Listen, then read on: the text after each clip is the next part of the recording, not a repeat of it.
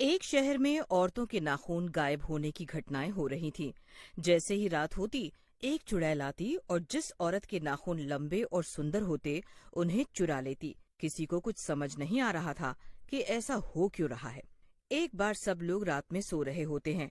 चुड़ैल राखी के घर घुस जाती है और उसके नाखूनों को चुरा लेती है। अगली सुबह जब राखी उठती है तो उसके नाखून गायब होते हैं और उनकी जगह खून निकल रहा होता है। अरे नहीं, मेरे नाखून कहाँ गए?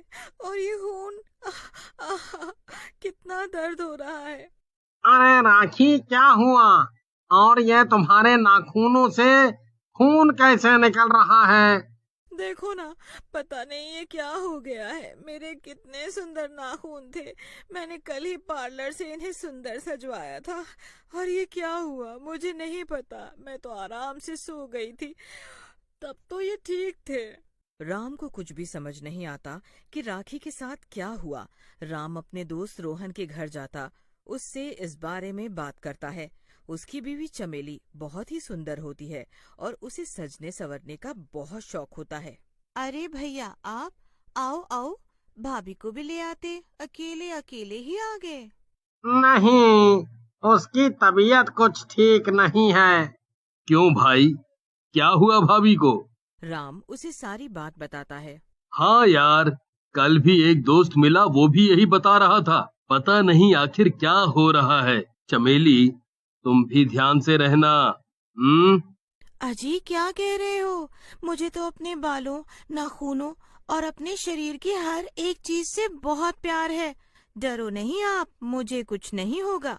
फिर रात हो जाती है और डरावनी डरावनी आवाजें आने लगती हैं और एक चुड़ैल उड़ती हुई आती है और सोचने लगती है कि अब किसे अपना शिकार बनाया जाए। तभी उसकी नजर एक औरत पर पड़ती है। वो अपने पति के साथ छत पे सो रही थी। चुड़ैल उसके पास जाकर खड़ी हो जाती है और उसे देखने लगती है। अरे, इसके नाखून तो बिल्कुल छोटे हैं। लगता है सारा घर का काम करने के साथ साथ और भी लोगों के घर का काम भी यही करती होगी। कहीं और जाती हूँ। चुड़ैल पूरी रात यहाँ वहाँ घूमती है, लेकिन उसे उस दिन कोई शिकार नहीं मिलता। फिर वो सोचने लगती है, लगता है नाखून की चोरी की घटनाएं ज्यादा होने के कारण लोग चौकन्ने हो गए हैं और मुझे अब पता भी नहीं चल रहा कि किसके नाखून लंबे और सुंदर हैं। चुड़ैल उस रात मायूस होकर वहाँ से जा रही होती है कि तभी उसे एक ब्यूटी पार्लर दिखता है। अरे वाह, मिल गया आइडिया।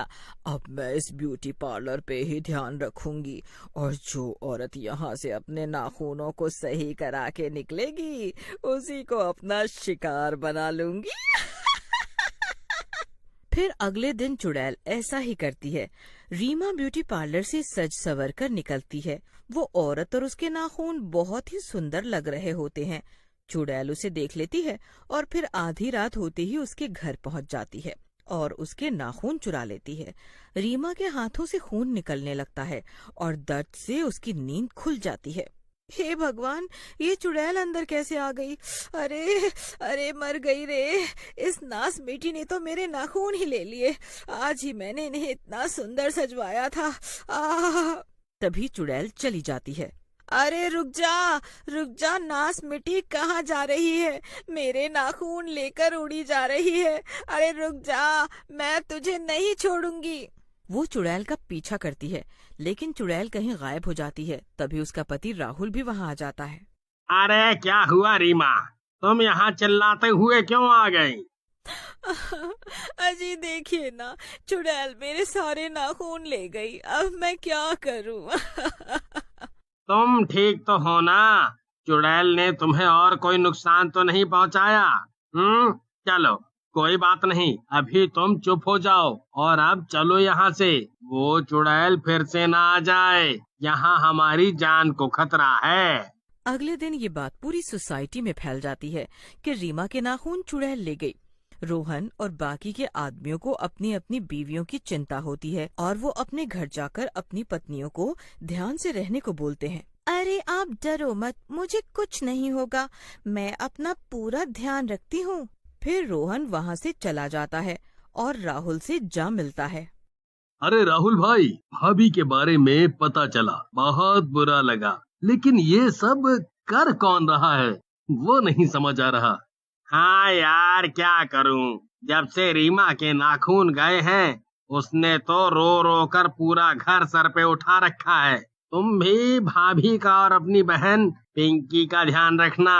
वैसे भी भाभी को सजने संवरने का बहुत शौक है। हाँ, मैं भी अभी उसे यही बोल कर आया हूँ कि ज्यादा सजो सवरो मत, पर क्या करें, ये औरतें किसी की कहीं सुनती हैं। में रोहन सो रहा होता है, तभी उसे चिल्लाने की आवाज आती है। रोहन बहुत डर जाता है। उसकी बहन पिंकी भी बाहर आ जाती है। रोहन को चमेली कहीं नहीं दिखती। पता नहीं भैया, भाभी तो आपके साथ सो रही थी ना, मुझे कुछ नहीं पता, मैंने कुछ नहीं किया। क्या हुआ, तुम इतना क्यों घबरा रही हो, जैसे ये सब तुम ही कर रही हो। नाखून चोर तुम ही हो। अरे कहीं चुड़ैल ने इस बार चमेली को ही अपना शिकार तो नहीं बना लिया। चलो चलो बाहर चलकर देखते हैं, आओ जल्दी। बाहर एक औरत बहुत रो रही होती है। अरे नहीं, मैं तो लुट गई, बर्बाद हो गई, चुड़ैल मेरे नाखून ले गई, हाय रे। अरे भाई क्या हुआ, सब ठीक तो है ना?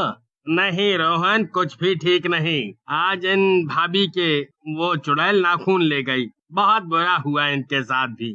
अरे नहीं नहीं, मुझे चमेली को ढूंढना होगा, पता नहीं वो कहाँ है, मिल ही नहीं रही। कहीं चुड़ैल उसे पूरा ही तो उठा के नहीं ले गई। फिर वो यहाँ वहाँ चमेली को ढूंढने लगता है। जब वो घर आता है तो चमेली अपनी नाखूनों पे नेल पॉलिश लगा रही होती है। उसके नाखून और भी लंबे लग रहे होते हैं। चमेली कुछ नहीं बोलती और मुस्कुराते हुए अपने नाखूनों पे नेल पॉलिश लगाती रहती है। फिर अगली सुबह सोसाइटी में सब्जी लेने वाली आती है। सभी औरतें सब्जी लेने जमा हो जाती हैं। चमेली भी आती है। रीमा और राखी के नाखून जा चुके होते हैं। वो बहुत दुखी होती हैं, पर सब जब चमेली के नाखूनों को देखते हैं तो हैरान रह जाते हैं। अरे चमेली भाभी, आपके नाखून तो बहुत ही ज्यादा लंबे हो गए हैं। हाँ सही कहा, मैंने तो आज तक इतने लंबे नाखून किसी के नहीं देखे। नकली है क्या भाभी? नहीं नहीं, ये असली है, एकदम असली। मैं इनका बहुत ध्यान जो रखती हूँ। तभी चमेली की ननद पिंकी भी वहाँ आ जाती है। हाँ हाँ, भाभी के नाखून एकदम असली हैं। मैं ही तो भाभी के साथ घर का सारा काम करवाती हूँ ताकि ये टूट न जाए, तभी तो ये इतने लंबे हैं। फिर सारी औरतें अपने अपने पतियों को चमेली के नाखून के बारे में बताती हैं। पूरी सोसाइटी में चमेली की ही बातें हो रही होती हैं। रोहन सबकी बातें सुन लेता है। उसे बहुत बुरा लगता है कि उसकी बीवी के बारे में सब बुरा भला कह रहे हैं। फिर वो अपनी बहन पिंकी से इस बारे में बात करता है, लेकिन वो कुछ नहीं बोलती। फिर रोहन राहुल के पास जाता है। राहुल भाई, मुझे बहुत डर लग रहा है, सब लोग चमेली को ही चुड़ैल बोल रहे हैं। मैं क्या करूं, कैसे पता करूं कि आखिर बात क्या है? भाई तू भाभी पे नजर रख, रात में सोना मत आज। फिर देख। फिर दोनों मिलकर रात में चमेली पर नजर रखते हैं।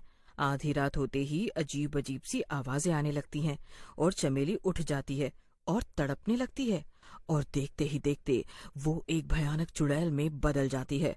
राहुल और रोहन की आंखें फटी की फटी रह जाती हैं ये सब देखकर। तभी राहुल की बहन वहाँ जाती है और रोने लगती है। भैया, आज आपको सब पता चल ही गया तो मुझे भी बचा लो।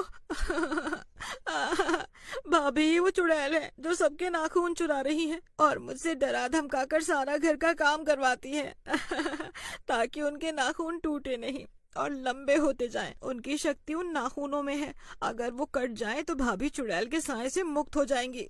फिर सब चमेली के पीछे जाते हैं। चमेली बहुत ही खतरनाक चुड़ैल लग रही होती है और एक औरत के नाखून चुराने ही जा रही होती है। वाह, इसके नाखून तो बहुत अच्छे हैं, इन्हें चुरा लेती हूँ। तभी वहाँ रोहन और राहुल पहुँच जाते हैं। अच्छा, तो तुम्हें मेरी सच्चाई पता चल ही गई। लेकिन तुम कुछ कर नहीं पाओगे। मेरे नाखूनों के साथ मेरी शक्ति बढ़ती जा रही है, इसीलिए मैं इन्हें बढ़ा रही हूँ।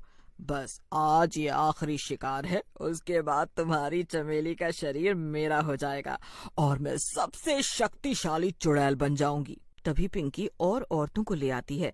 सब मिलकर चुड़ैल को पीछे से पकड़ लेते हैं। भैया, जल्दी से चुड़ैल के नाखून काट दो। अरे नहीं नहीं, ऐसा मत करना, मेरी सारी मेहनत बर्बाद हो जाएगी। नहीं, ऐसा मत करना। रोहन चुड़ैल के नाखून काट देता है। नाखून कटते ही चुड़ैल की सारी शक्तियाँ खत्म हो जाती हैं और चमेली ठीक हो जाती है।